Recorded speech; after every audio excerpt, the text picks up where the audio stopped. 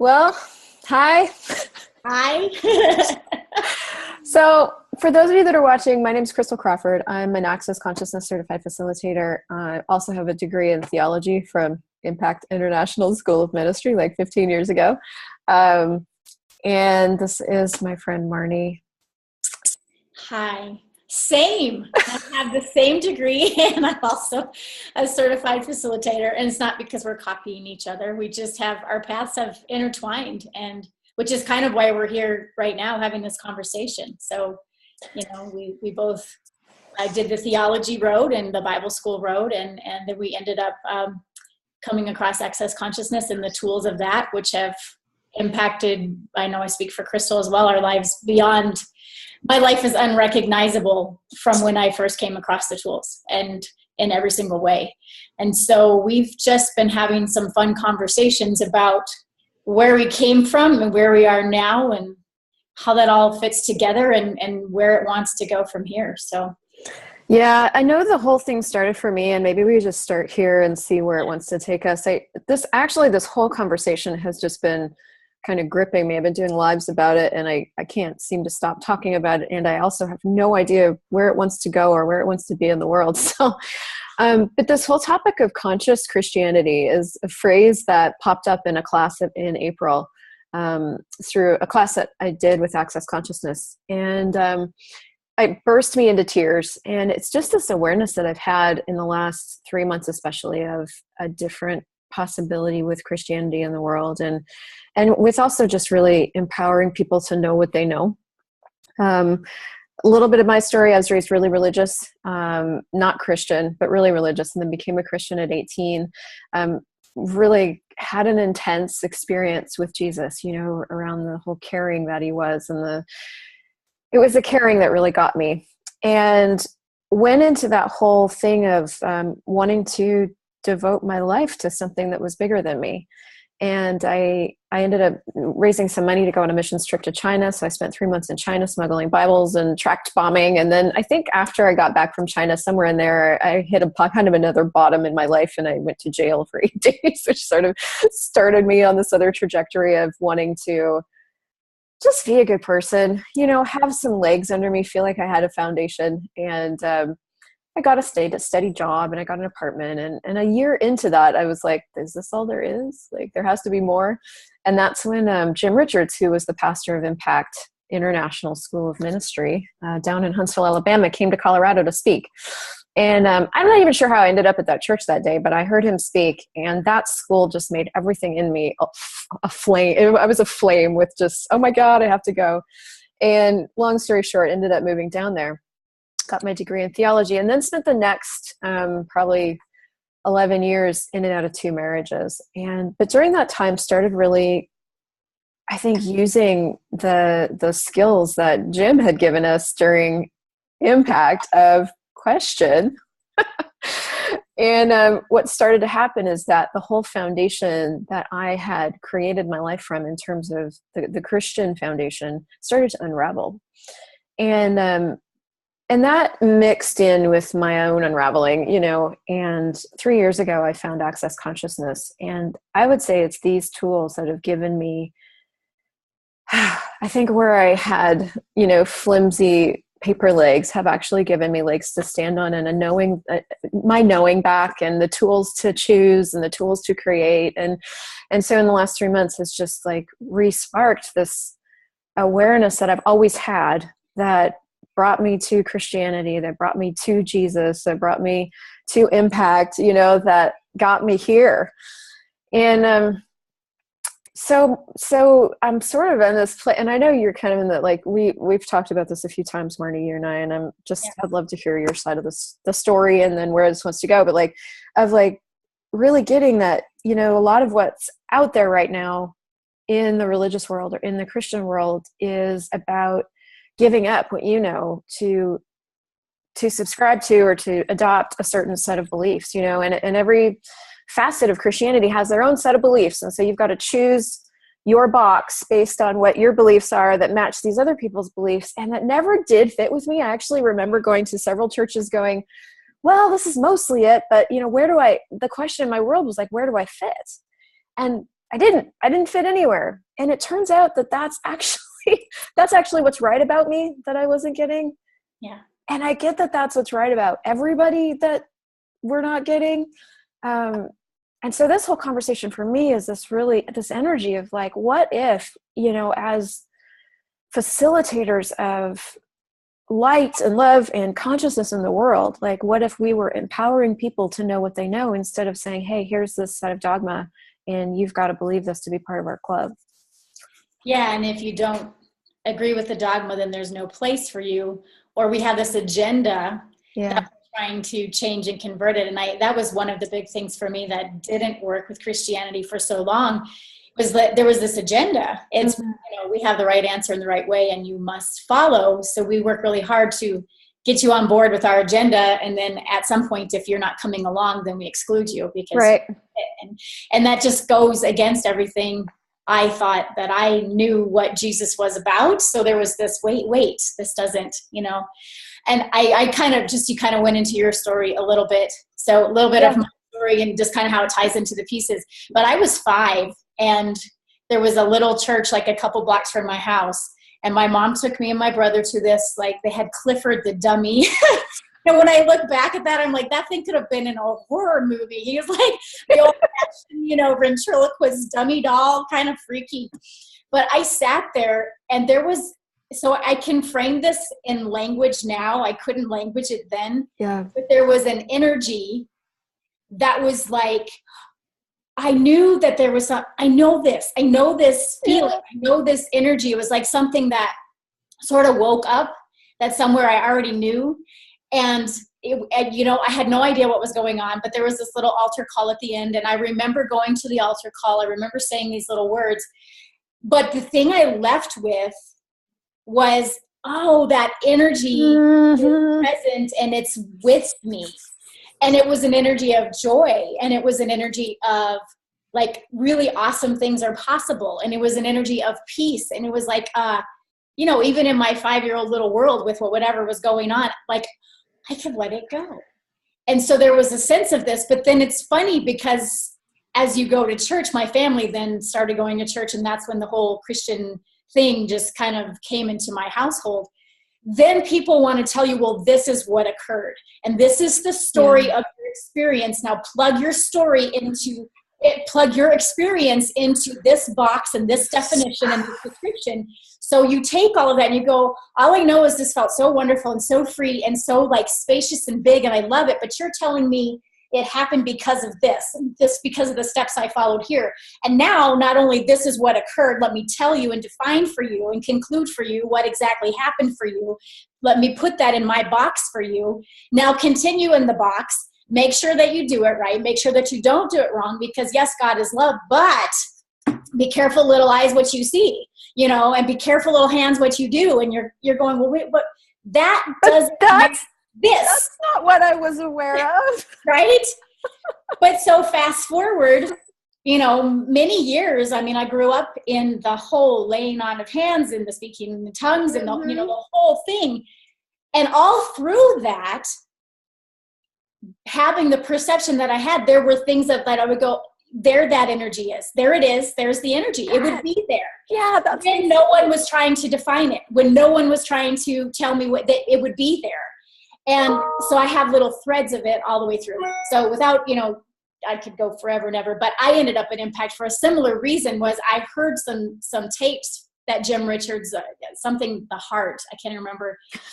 And it was he talked about asking questions. He talked about no judgment. He talked about no performance. He talked about God's not mad at you. He talked about there's nothing wrong with you. And all of those things were like, there's that thread again. Yep. There it is again. And so there's been which is why I ended up there too. I had to have more of that. Yep. And as I got more of that though, I asked more questions and went farther and farther to what if what I perceived all along the way was just the energy of possibility, the energy of joy, the energy of ease and peace. And I thought it was this because you told me it was this, but it's actually not confined to this box. And it's actually everywhere, all over the world in different places. And can I see it wherever it shows up by losing the definition in the box? So, right? Yeah. Oh, That's the first time actually that I've had words to talk about my, like, for me, it started, yeah. I think I was, I don't know when it started, maybe when I was 10 or 11, 8, 9, 10 or 11. And Yeah. I there was a property that we would go to every year at this religion that I was in. We called it the Conclave, and it was in Northern California, this stunning piece of property at the foot of a mountain. And we would have evening classes on this property, and they had a sanctuary. And when you walked during the day, there was nobody in the sanctuary. Everyone was out on the property gardening or doing whatever they do, walking around, eating, blah. And so there was one day when I walked into the sanctuary and I was by myself, and the sanctuary had this bright, brilliant purple carpet and these white chairs, and it was so peaceful in there. And up in the front, we had a massive, like, life-size 6'2" lit portrait of Saint Germain, and on the right side was Jesus. And Jesus was the way they portrayed him. He was gold, and he had gold hair, and he was white. Right. Which is a whole other conversation. Right. But he had an energy to him that I could not deny. And I remember as a kid gravitating towards, like, going, like, walking up to that going, oh my God, like there was something in that just made me feel nurtured and cared about and warm inside. And so you fast forward 10 years later, and my experience with Jesus and this song by Russ Taff called Watch the Lamb. And I listened to that song over and over and over. And what captured me was the caring and the nurturing and the, you are not alone, and I have done this for you, and you don't have to worry. And I didn't have that anywhere else in my life. Like, those energies weren't present anywhere but with Jesus. And so I was in, and you're exactly right. Like, you have this awareness of this energy that just captures you, that you are. Yes. And then everybody tells you now that you're saved, you've got to walk with God and do all these things to walk with God, and make sure you don't step too far to the right or too far to the left, and do it right. And I wanted to, like, right. That was the thing, is like, I really wanted to be that person. And at the same time, I had this rebel streak in me that's like, fuck you, I'm going to do my own thing. So I was constantly, like, back and forth between the extremes, right? Totally. My own wagon, and then I'm going to do really good now. I'm going to get back on and I'm going to do really, really I'm going to do really good now. And so I did. I would, for like 2 or 3 months, do really good. And then I'd flagrantly fall off the wagon, Yeah. So it kept me in and out of the altar calls, and in and out of being resaved and recommitted, Jesus, literally. Yeah. And so, yeah, exactly. Like, Impact offered me this opportunity to be saved by the fact that I didn't have to do anything to be righteous, or I didn't have to. And I think, like, for me, the thing was that that first experience and those threads of experiences that you perceive the energy every single time, it was, oh, I got what I am. I experienced who I am. I experienced what I am. But what they told me was, no, that's what Jesus is. That's what God is. And that is outside of you. So you must continuously seek the God outside of you to try to have that again, because it isn't you, it's out there. And that was like one of the fundamental flaws of always the seeking and always the looking and always the trying to get to, and wondering why it wasn't working anymore. Because I am it, but I was told I'm not it, he is. And, maybe one day I'll be good enough to get it right. Yeah, and that's the same. I'm so glad you said that, because, like, that's the same thing. Like, I watch these, there's this Jesus culture worship video right now that I can't not listen to. But that was exactly what I was noticing, is like, we would worship to bring God to us so that we could have this experience of presence that would open our hearts, that where we could actually be, but you're exactly right. Like, we're taught that it's outside of us, and we have to bring it by what we do, by how we worship, by how intensely we seek. Yeah. And I was all about that, because I wanted to feel that, and but you're so correct. Like, now it's like, I can just tap in, and I am. And I have those energies available all the time. Yes. Yeah. And it's like, when you really start to get past that whole mindset of it's outside of you, and you go seek it, or you go, you go to worship, you go to God in prayer. It's something that you go and do instead of something that you are. When you start to shift that, you see it is actually all in the Bible. It's actually there. We're told we had to see it this way. And, you know, I have to thank Rob Bell, because he was like, Oh my God. for me, and the Velvet Elvis, with the questions that he asked. And when he talked about brickianity, instead of, you know, how it's this and this and this, and we stack our nice little foundation. But if you question one block, if you ask one question, if there's one piece that doesn't fit for you, the whole thing has to crumble. So you try to preserve it all, because you can't let it all crumble. But how many people have a question about one of those bricks because something doesn't fit? But we're not allowed to ask it because we're afraid of what the implications of that are, you know? And you know, to speak to that, like, I will say that access consciousness and asking questions and choosing, like, has dissembled my entire foundation. Completely dissembled it. Totally. And there have been times, and there still are times, like I say all the time, that consciousness is not for pussies, because there are times when it is completely unnerving and life trembling to look at to look at where I've decided and concluded that my life is this, and it actually has no definition, and it is just what I choose, and it's what I perceive, and it's total awareness. Like, that can be knee knocking. It can be really knee knocking, because it's like everything that we've used to navigate every single area of our lives. When we start to ask questions, instead of trying to define and conclude, when it's like, I want to get out of the box, but there's safety in the box. I want to get out of the box, but I don't know anything besides the box.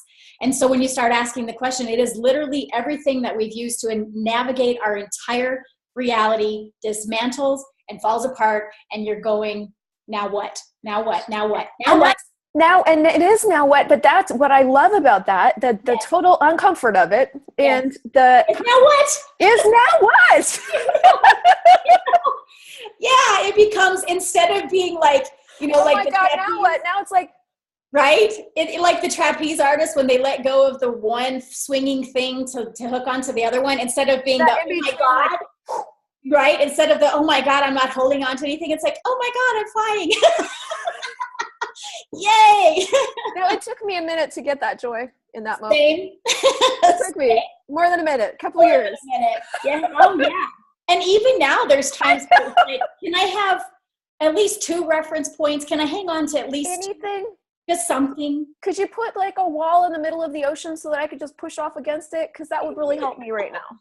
Right? Know? Like anybody, could somebody put even a brick so that I could feel like I have something. So that's the thing about consciousness, is there are no bricks, there are no definitions, there are no conclusions. It is just what is. Yes. And this is where I get the possibility is of like, okay, so now what would you like to create what would you like to create? What are you aware of? What can you choose? What can you institute? And there's no definition in that either. Right.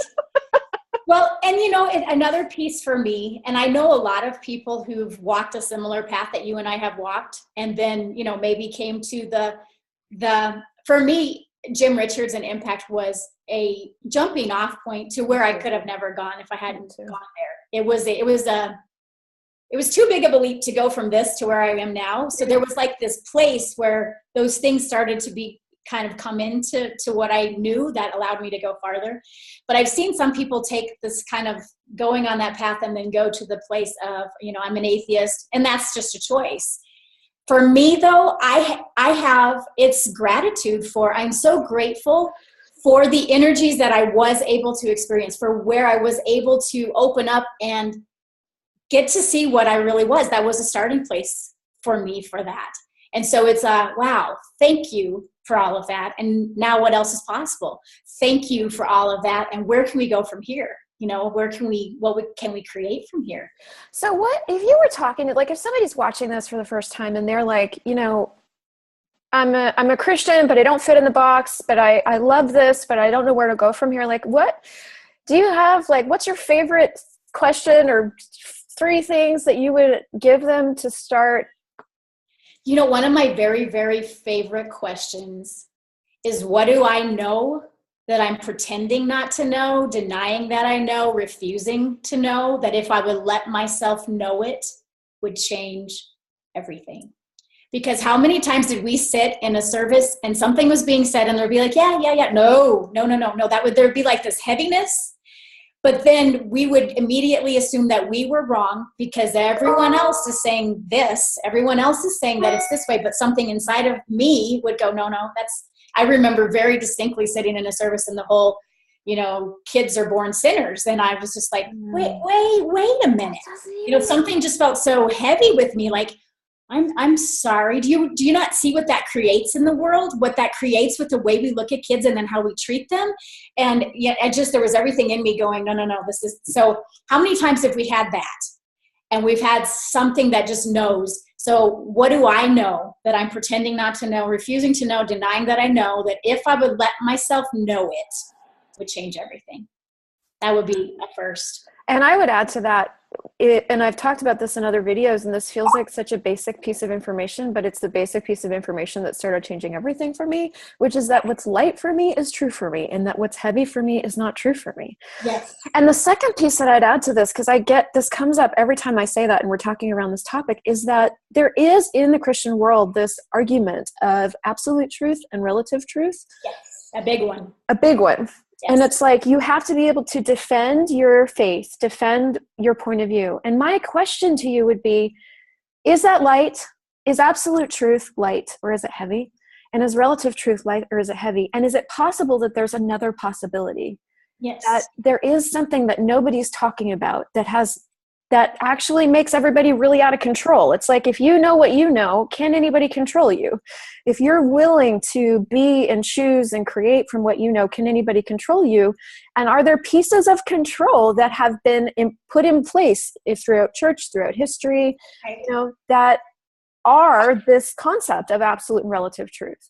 Yes. So I would just invite people to look at, I'd invite you to look at, what's light for you? What about this do you know? That's what's light. That's where you are. That's where your knowing is. And if it's heavy, just question it, going, is this true for me? And if it's not, go, okay, cool. I can leave that part and choose to run with whatever it is that's light. Yeah.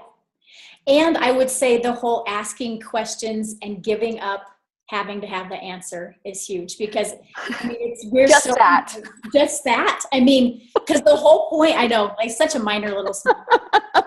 But we could have 25 conversations around that. I know. But you look at how many denominations and how many religions are in the world, and how many just keep on growing and expanding. And what is everyone looking for? They're looking for the right answer, so that they can find the right answer, so that they can be right and not be wrong, because we have this idea that when we get the right answer and get it figured out, then we'll be at peace, then we'll be at ease, then we'll have joy because we've got it figured out. Well, we're never going to get there. And then once you think you found it, how do you know it is it? And so if it's would you be willing to let go of everything you've decided is true and just start what Christel just said? Is it light or is it heavy? And then ask a question. And wondering, this whole concept of wondering. I learned this in a Right Voice for You class with Blossom Benedict, and this one thing changed so much for me. Because we learn in Access Consciousness to ask questions. So how does it get better than this? And what else is possible here that I haven't considered? Yes. But one of the things I didn't get about that is a question isn't a question until you're truly curious about it. So you're really asking. Right? Until you're actually what is possible here that I haven't considered? What do I know here? So actually bringing the energy of wonder and curiosity to everything, going, wow, what is this? What can I do with it? Can I change it? How can I change it? And go, because it's so that's a key thing too, of not just asking questions of what else is possible, but going, what else is possible? What is possible? Yeah. What is possible here? It's What's a little kid, looking under the Christmas tree, I wonder what's there. I wonder what's in there, And let's take it out of the box, because it'll be a lot more fun when it's out of the box. And look at that box. I wonder what we can create with that. Right? Exactly. Yeah. What's possible with the box that we've never considered? Yeah. And just a kind of a gauge is, how much joy is in my life? Am I in joy? Am I living in joy? And I don't mean that haha, fakey. I'm, the whole I'm blessed because that's what I'm supposed to say. That is so annoying. I know, right? So much right? But the actual sense of joy, the actual sense of possibility, the actual sense of ease. So what, that, let's talk about that for a second. Because actually, I remember that was there was a couple things that really annoyed me in Christianity all the time. Because my life was not easy. And I know yours wasn't either. There was lots of abuse in my family. I had a constant like raging war going on with me and my mom, and guilt, about my siblings, and just, there was so much stuff. And so for me, I struggled to be happy. In fact, I didn't actually succeed until I found a couple of other tools.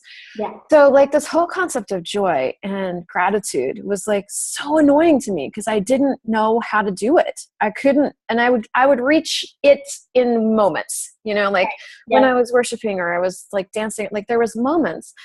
Do you, off the top of your head, and I know I'm putting you on the spot, but like, what would be some tools or some questions that people could start to ask that would give them a sense of what that even is? Yeah.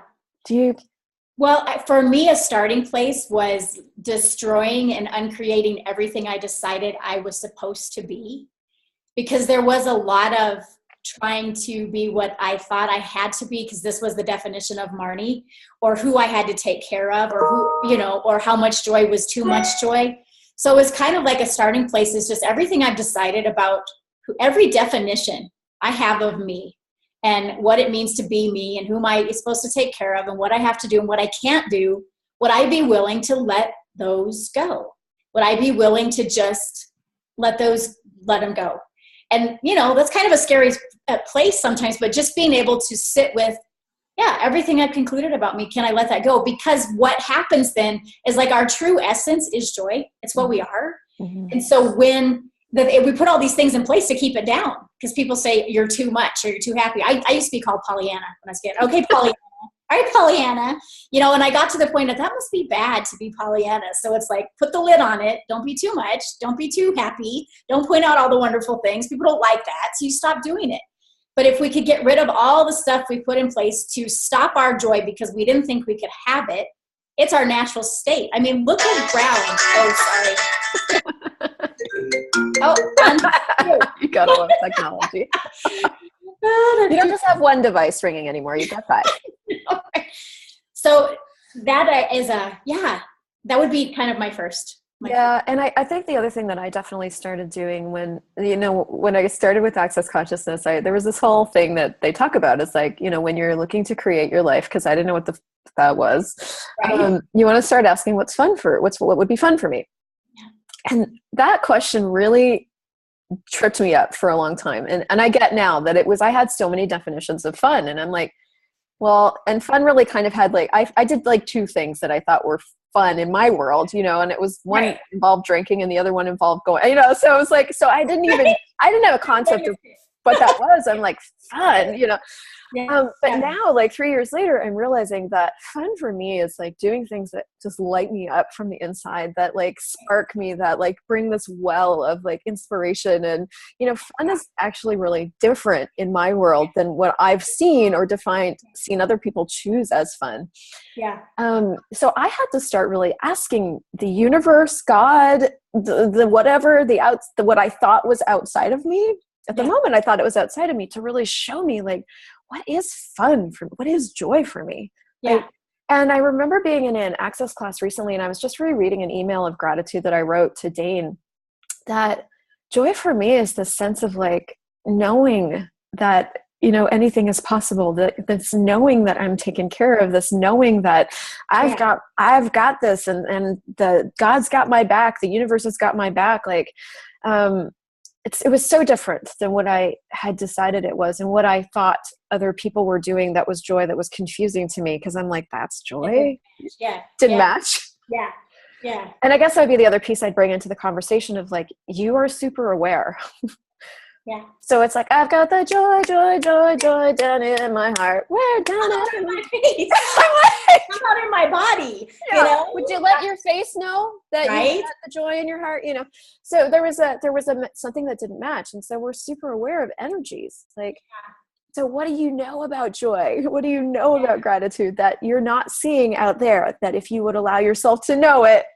Yeah. And everywhere you've like stopped it, or it can only go this far and it can't go any farther, like letting the lid off to let it be. I mean, when you watch little kids, why are they bouncing all over the place all the time? Because their joy, they're not trying to, contain it or shut it down. They're just bouncing from whatever to whatever.